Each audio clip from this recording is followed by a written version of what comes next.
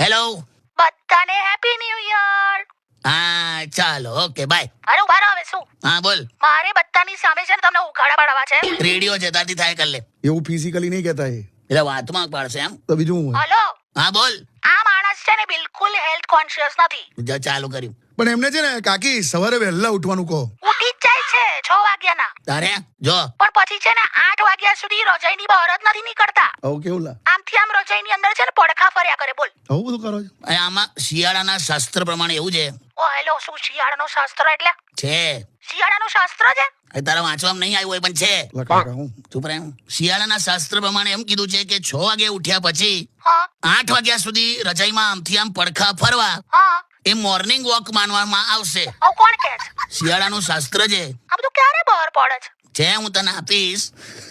જો એમાં કેવું લખ્યું છે, ભગવાને દરેકને કેટલા શ્વાસ લેવાના છે એ નક્કી કરીને જીવન આપેલું છે. હા બરાબર. નક્કી થયેલા શ્વાસથી વધારે એક પણ શ્વાસ લેવાતો નથી. બરાબર. હા બરાબર. હવે તમે શિયાળામાં મોર્નિંગ વોકિંગ કે પછી જોગિંગ ને એવું બધું કરવા જાઓ ને તો ઝડપથી શ્વાસ લેવા પડે. બરાબર. બરાબર. એટલે ઝડપથી શ્વાસ વપરાઈ જાય કરેક્ટ. તો પછી શું થાય? લાંબુ જીવન ટૂંકું થઈ જાય. હવે તને એવું છે કે હું એલો જતો રહું? ના ના, એવું મેં ક્યાં કીધું. તાબાજી આ મને શાસ્ત્ર જોઈશે. હો આપીશ. હું થાય એપ્રિલ મે માં આપી દઈશ. તો લખવું પડશે ને મારે. હલો. આ પતી ગયું. ચાલ હવે મૂકી દે. શાબાશ બેટા.